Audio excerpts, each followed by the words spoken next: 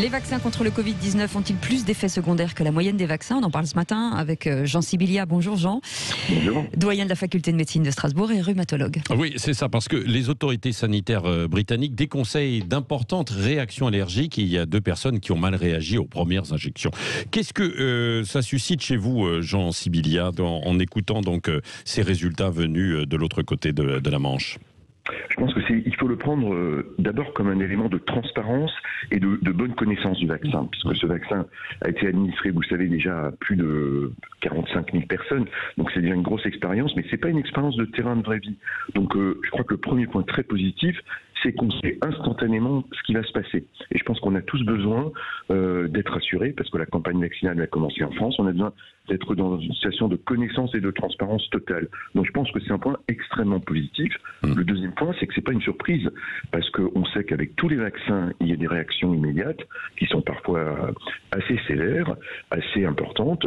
Il se fait que les 2 patients qui ont été décrits sont des patients très allergiques, ce qui méritera d'être compris, et notamment d'être analysé pour qu'on sache à qui donner et à qui ne pas donner le vaccin dans les prochaines semaines. Oui. Est-ce que, mais comme on n'a pas beaucoup de recul et qu'on est allé assez vite, et puis que c'est une nouvelle technique, la thérapie génique, on en a déjà parlé, c'est pas des vaccins classiques, est-ce que les effets indésirables peuvent être supérieurs à la moyenne? C'est une excellente question que tout le monde se pose, Patrick. Mais je pense qu'on n'a pas forcément de réponse définitive. Je pense que ça a été très bien dit par Alain Fischer. On n'a que 3 mois de recul, mais on a déjà une très grande expérience en 3 mois.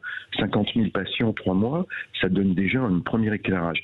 La question que vous posez, est-ce qu'on peut craindre plus d'effets indésirables avec ces vaccins? Non, parce que vous savez, quand on injectait classiquement soit des virus, c'est ce qu'on faisait dans la vaccination, des virus atténués ou des virus inactivés, vous injectiez tout le virus, bien qu'il soit inactivé en grande partie. Donc le risque de provoquer une réaction inflammatoire immédiate ou tardive était grand aussi, même très grand. On a oublié la vaccination, vous savez, contre la variole, ou les vaccinations buvables contre la polio, qui donnaient des complications extrêmement importantes.